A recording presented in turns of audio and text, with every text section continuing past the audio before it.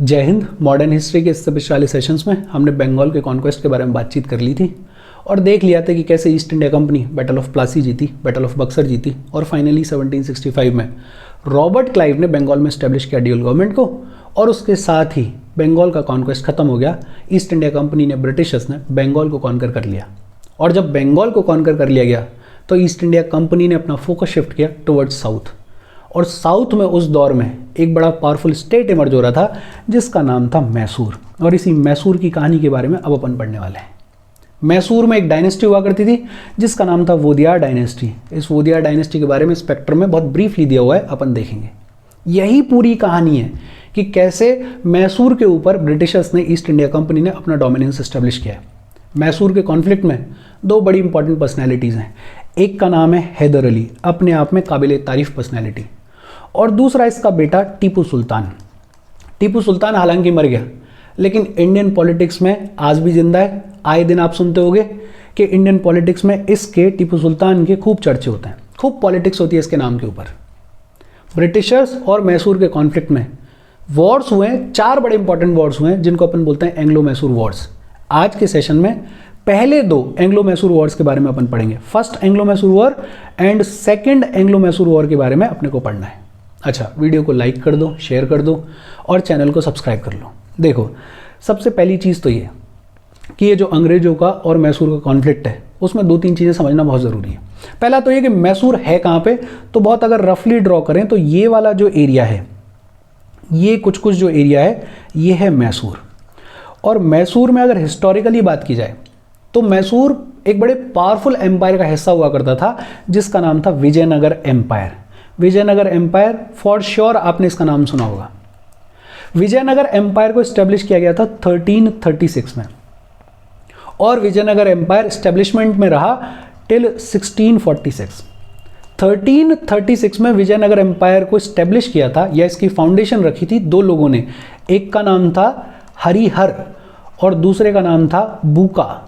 हरिहर और बूका, इन दोनों की भी अपनी बड़ी इंटरेस्टिंग कहानी है। कभी अगर अपन विजयनगर एम्पायर के बारे में पढ़ेंगे तो पढ़ेंगे इनके बारे में, लेकिन बेसिक आइडिया ये है कि 1336 में हरिहर और बूका ने एक बड़े पावरफुल एम्पायर की फाउंडेशन रखी जिसका नाम था विजयनगर एम्पायर और इसी विजयनगर एम्पायर के अंडर आता था मैसूर। विजयनगर एम्पायर की हिस्ट्री में एक बड़ी इंपॉर्टेंट बैटल लड़ी गई, बैटल ऑफ तालीकोट, और ये बैटल ऑफ तालीकोट लड़ी गई 1565 में। इंपॉर्टेंट इसलिए ये बैटल क्योंकि इस बैटल ऑफ तालीकोट में विजयनगर एम्पायर के राजा रामा राय को 3-4 रीजनल पावर्स ने मिल के हरा दिया। जैसे बीजापुर था, बीदर था, अहमदनगर था, गोलकोंडा था। इन 3-4 पावर्स ने मिल के बैटल ऑफ तालीकोटा में विजयनगर एम्पायर के राजा रामा राय को हरा दिया। और जब बैटल ऑफ तालीकोटा 1565 में विजयनगर एम्पायर के राजा हार गए तो विजयनगर एम्पायर के डिसइंटीग्रेशन की शुरुआत हो गई, टुकड़े होने की शुरुआत हो गई और इस विजयनगर एम्पायर में से बहुत छोटे छोटे किंगडम्स इमर्ज हुए। इन्हीं छोटे किंगडम्स में से एक किंगडम इमर्ज हुआ 1612 में। ये हिंदू किंगडम था, हिंदू डायनेस्टी का किंगडम था और डायनेस्टी का नाम क्या था? वोदियार्स।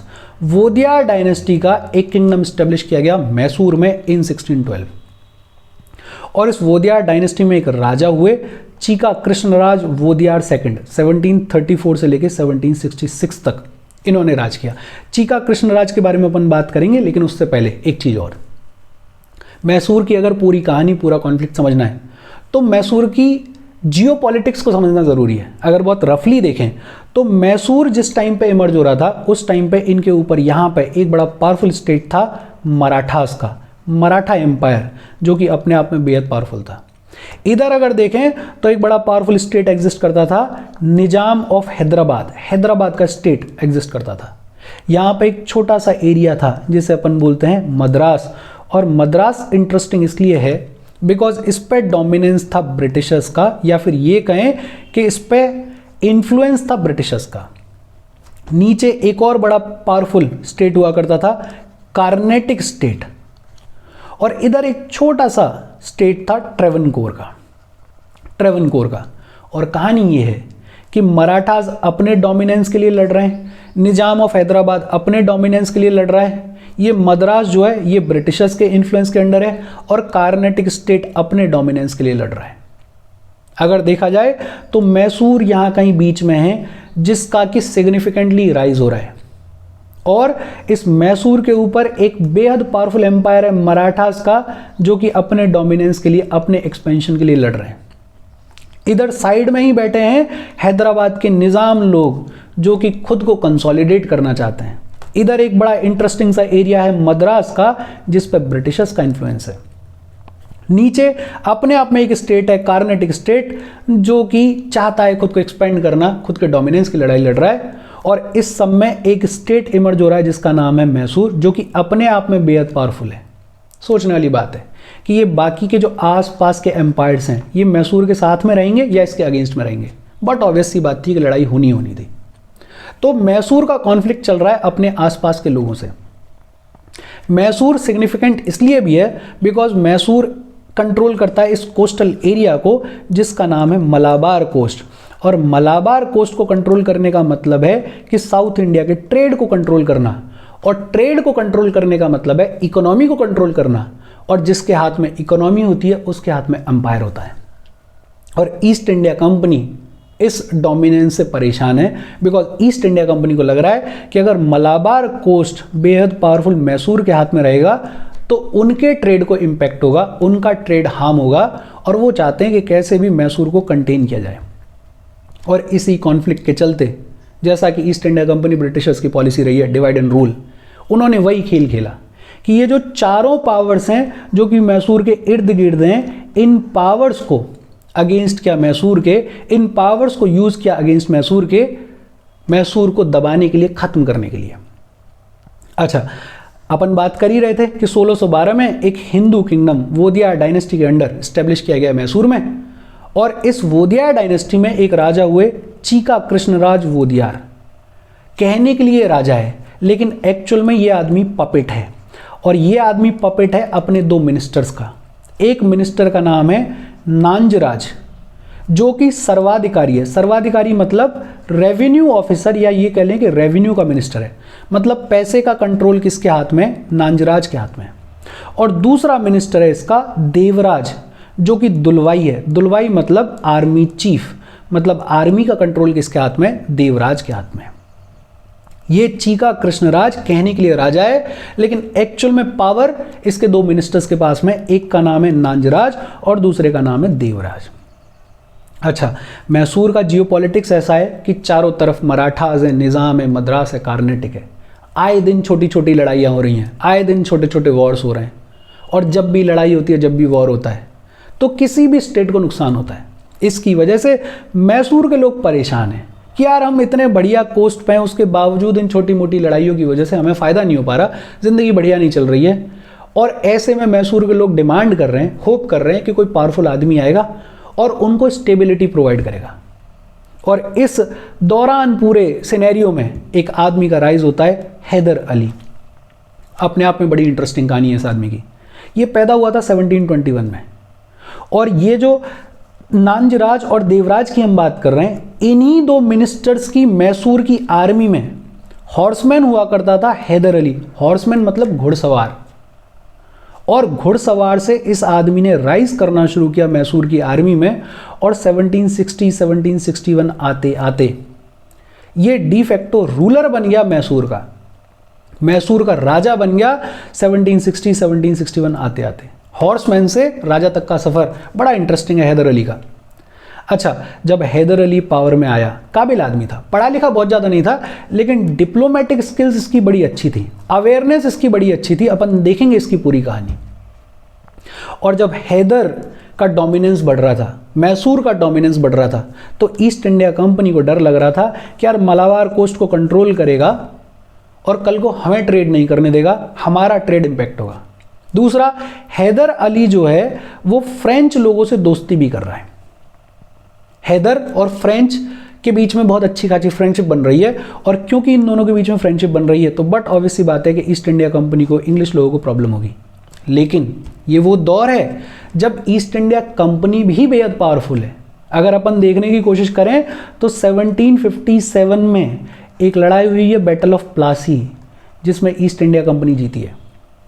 फिर 1758 में एक और बैटल हुई है, बैटल ऑफ बीदारा, और इस बैटल ऑफ बीदारा में ईस्ट इंडिया कंपनी ने डच लोगों को हराया है और डच लोगों को बोला है कि बेटा कोने में जाके बैठो।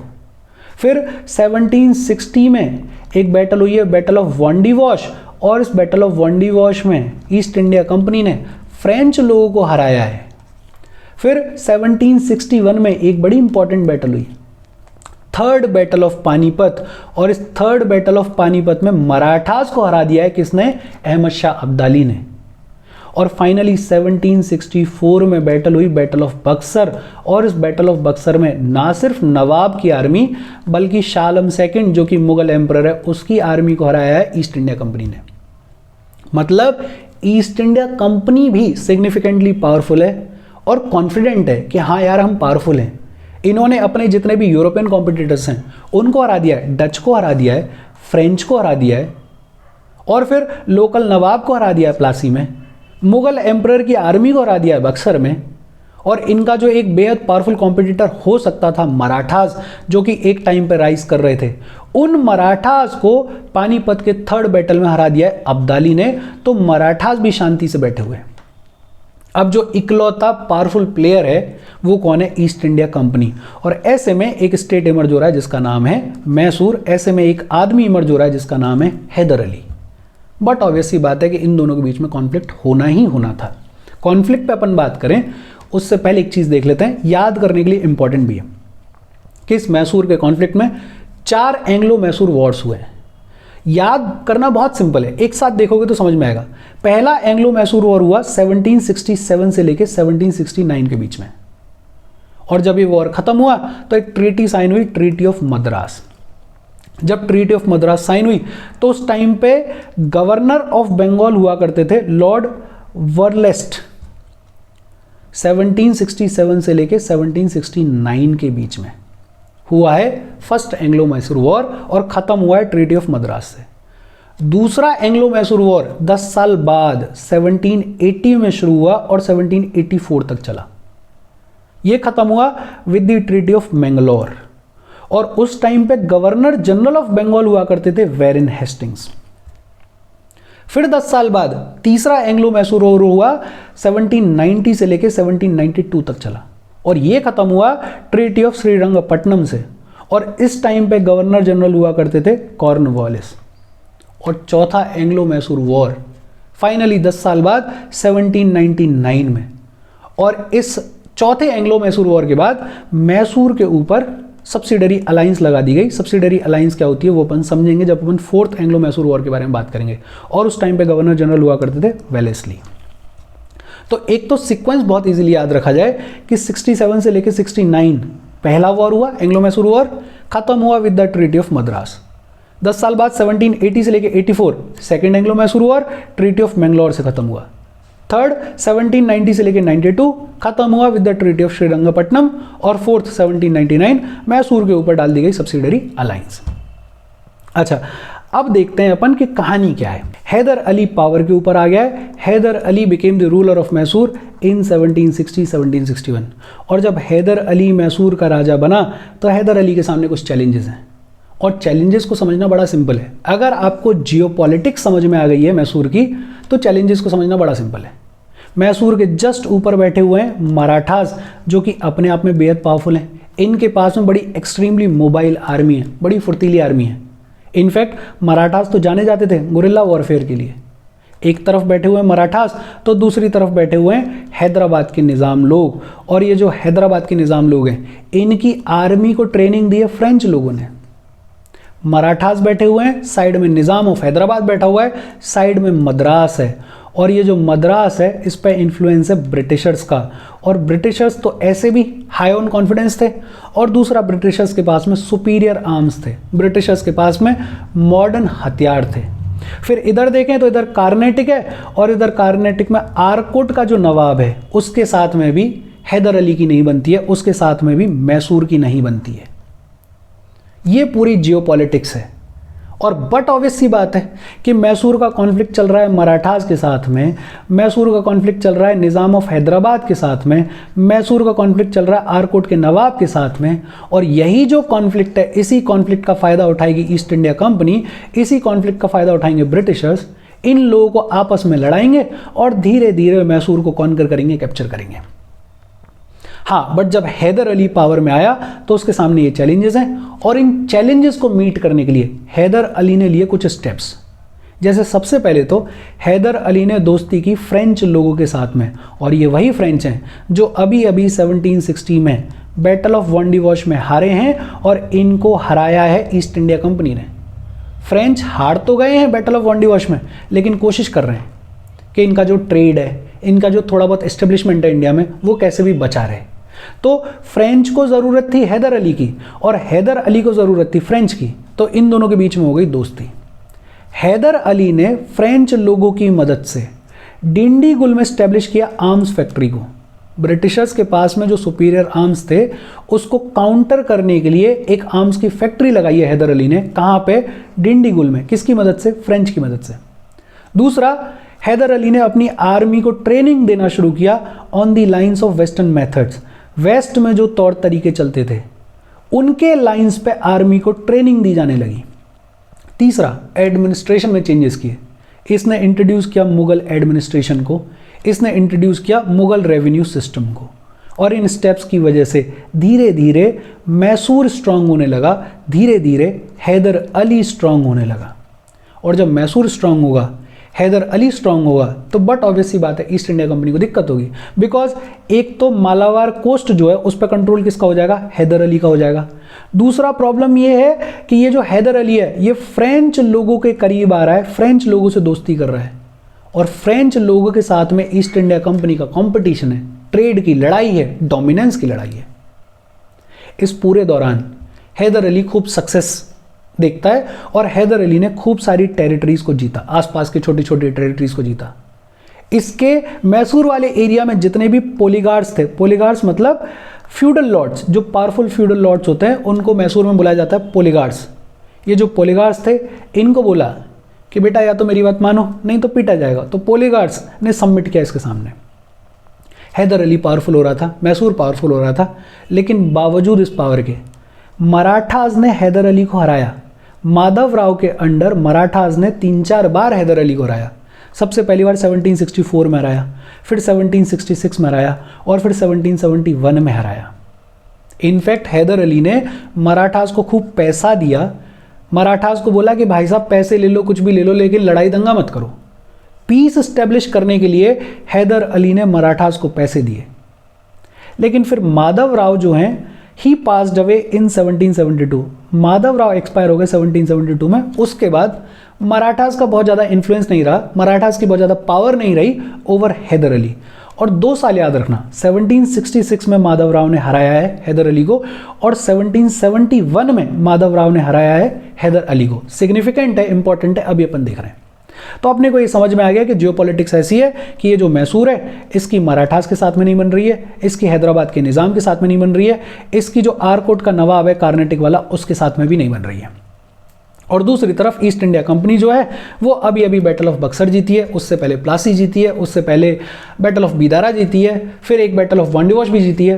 तो ईस्ट इंडिया कंपनी अब ध्यान देना शुरू कर रही है साउथ की तरफ, और कॉन्फिडेंट भी है।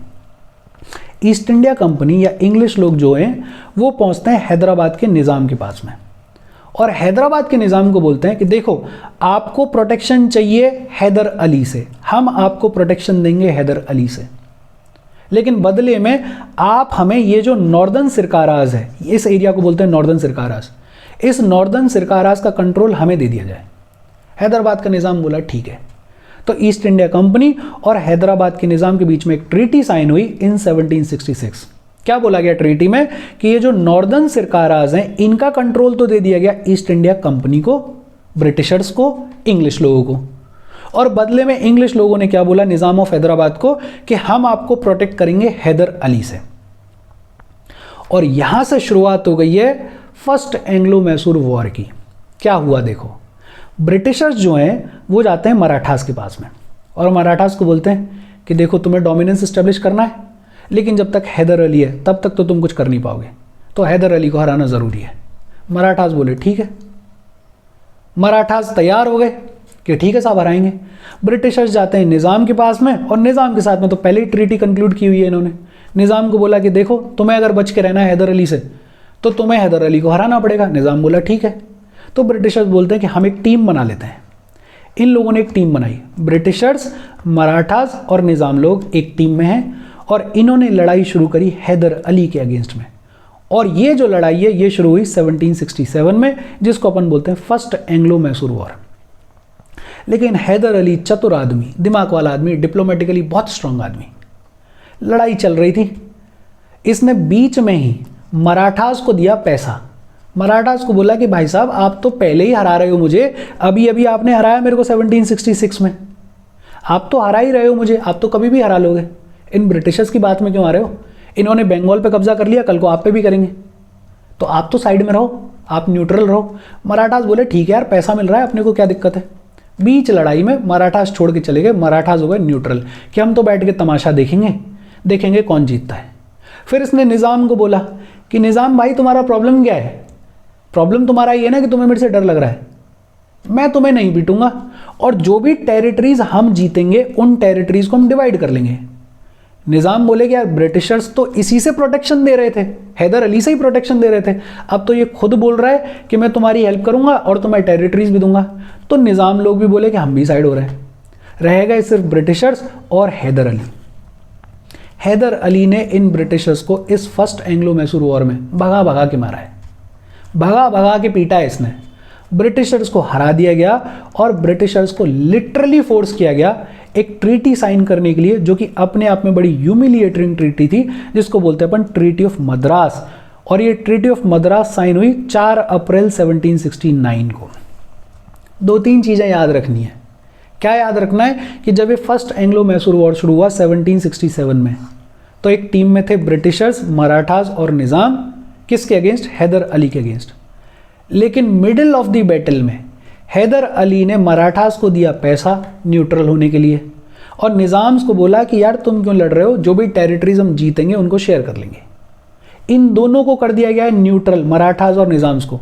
फाइट रह गई है ब्रिटिशर्स और हैदर अली के बीच में, और हैदर अली ने ब्रिटिशर्स को हराया और एक बहुत ह्यूमिलिएटिंग ट्रीटी साइन करवाई, जिस ट्रीटी को अपन बोलते हैं ट्रीटी ऑफ मद्रास। और इस ट्रीटी ऑफ मद्रास के साथ 1769 में फर्स्ट एंग्लो मैसूर वॉर खत्म हुआ हैदर अली की विक्ट्री के साथ में। क्या लिखा गया ट्रीटी ऑफ मद्रास में? पहला तो बोला गया mutual defensive alliance. Mutual defensive alliance का मतलब कि कल को अगर हैदर अली के ऊपर कोई अटैक करेगा तो हैदर अली की मदद करेगा East India Company, Hyder Ali की मदद करेंगे इंग्लिश लोग। म्यूचुअल है कि अगर इंग्लिश लोगों के ऊपर भी कोई अटैक करेगा तो हैदर अली इनकी भी मदद करेगा। म्यूचुअल डिफेंसिव अलायंस के एक दूसरे को हम डिफेंड करेंगे अगर कोई उन पर अटैक करता है तो।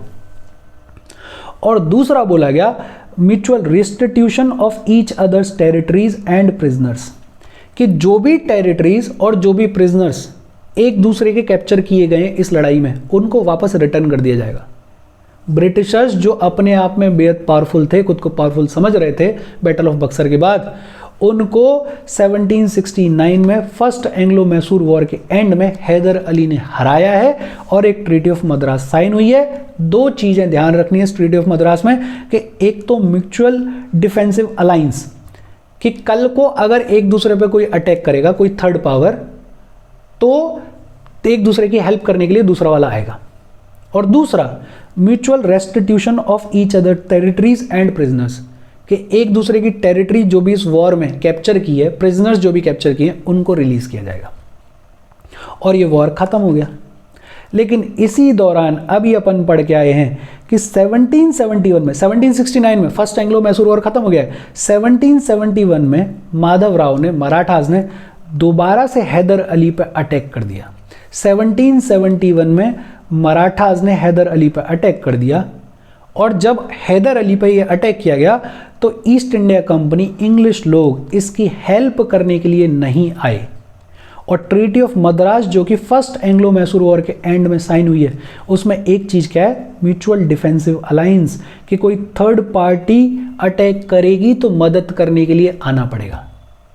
जब 1771 में मराठास ने हैदर अली के ऊपर अटैक किया और इंग्लिश लोग हैदर अली की मदद के लिए नहीं आए, तो हैदर अली ने बोला कि ये तो ट्रीटी ऑफ मद्रास का ब्रीच है, कि आपने तो जो ट्रीटी ऑफ मद्रास है उसका पालन नहीं किया है।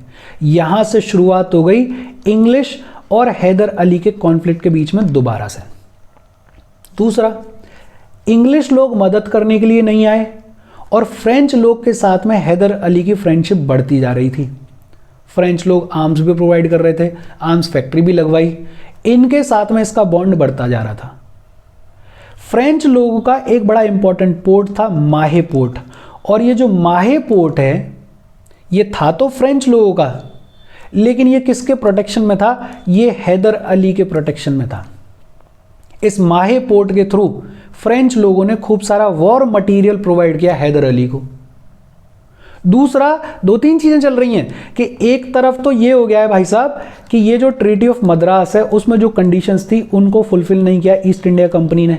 दूसरी तरफ हैदर अली की जो फ्रेंडशिप है वो फ्रेंच लोगों के साथ में बढ़ती जा रही है। इनफैक्ट यहां तक बढ़ गई है कि फ्रेंच लोगों का जो माहे पोर्ट है उसको हैदर अली की प्रोटेक्शन में रख दिया गया है। और तीसरा, इसी दौर में अमेरिका में लड़ाई हो रही थी इंडिपेंडेंस की। अपन ने ये चैप्टर जब शुरू किया तो पहले सेशन में ही बात की थी। जब अमेरिका अपने इंडिपेंडेंस की लड़ाई लड़ रहा था, किससे इंडिपेंडेंस मांग रहा था? ब्रिटिशर्स से इंडिपेंडेंस मांग रहा था।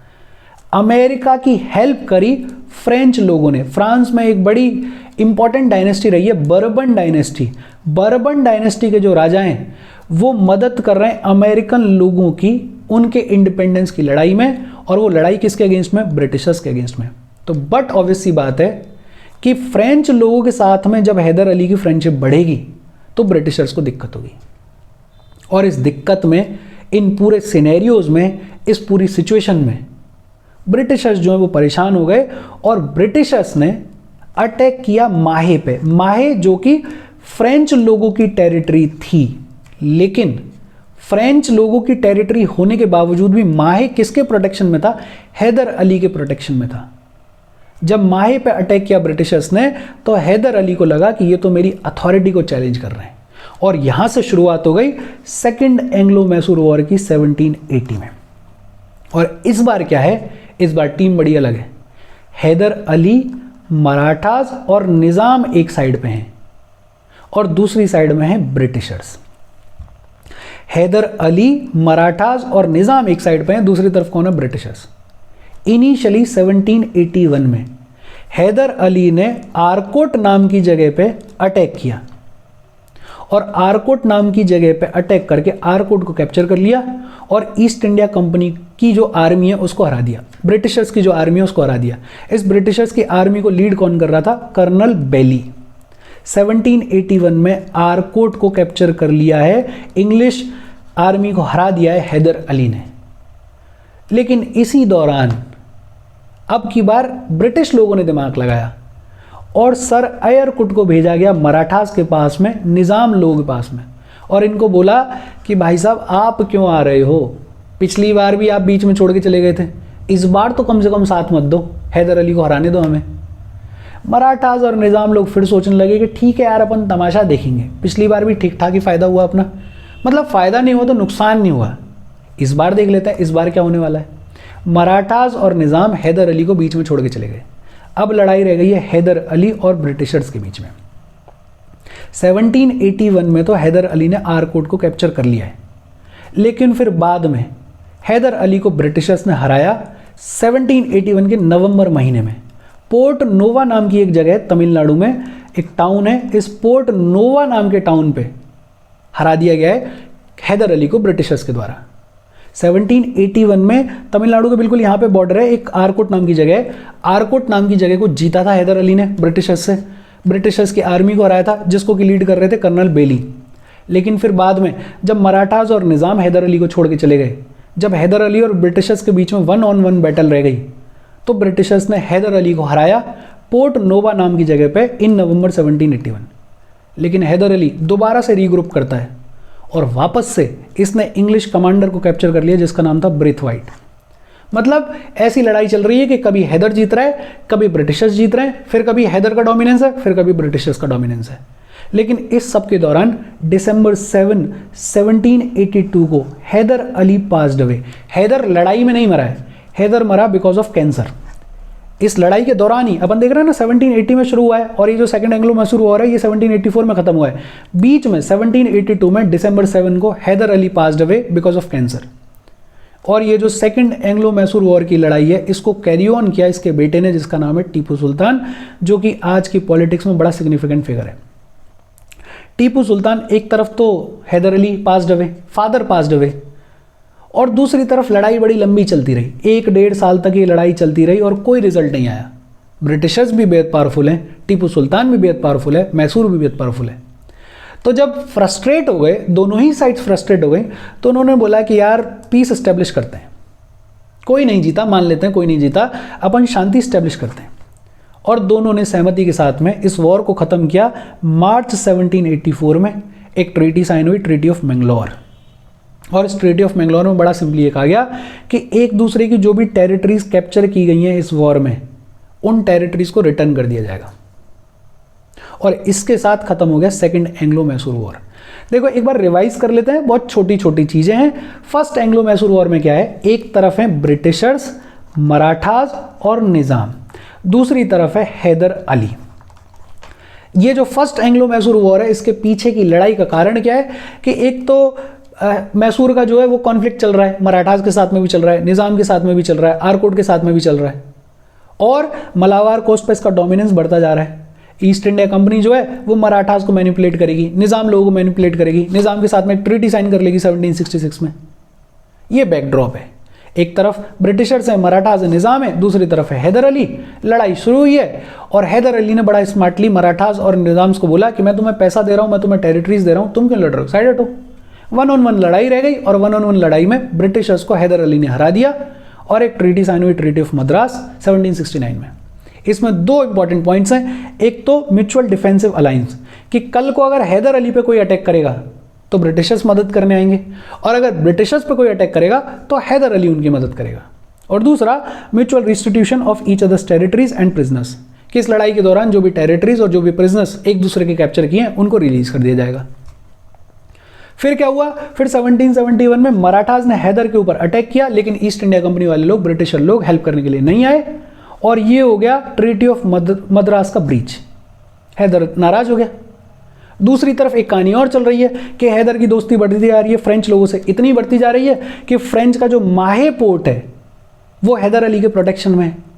फिर वर्ल्ड वाइड अगर देखें तो अमेरिकन वॉर ऑफ इंडिपेंडेंस में, ब्रिटिशर्स के अगेंस्ट में अमेरिका की जो इंडिपेंडेंस की लड़ाई है उसमें अमेरिकन लोगों को फ्रेंच लोग मदद कर रहे हैं। तो ब्रिटिशर लोग जो हैं वो फ्रेंच लोगों से परेशान हैं। ब्रिटिशर्स ने फ्रेंच लोगों को अटैक किया, माहे को अटैक किया, लेकिन ये जो माहे पोर्ट है ये किसके अंडर है, ये हैदर अली की प्रोटेक्शन के अंडर है। और यहां से कॉन्फ्लिक्ट शुरू हो गया direct east India company Britishers और हैदर अली के बीच में, और इसी की शुरुआत को अपन बोलते हैं सेकंड एंग्लो मैसूर वॉर। और अब की बार टीम्स बिल्कुल अलग है, एक तरफ है हैदर, एक तरफ मराठास के साथ में और निजाम के साथ में, और दूसरी तरफ है ब्रिटिशर्स। लेकिन वैसा ही जैसे पहले में हुआ, मराठास और निजाम जो है वो बीच में छोड़ के भाग गए। किसने कन्विंस किया, आयरकोट ने कन्विंस किया। इनिशियली तो 1781 में हैदर ने आरकोट को कैप्चर कर लिया और इंग्लिश आर्मी को हरा दिया।